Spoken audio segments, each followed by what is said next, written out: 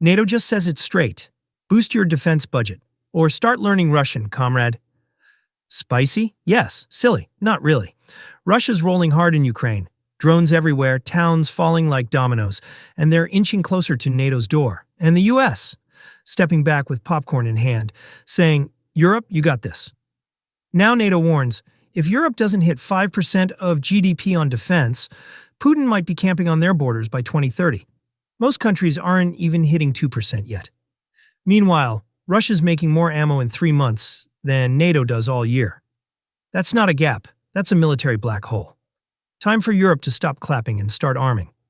Because if things don't change soon, we won't need subtitles to understand Moscow.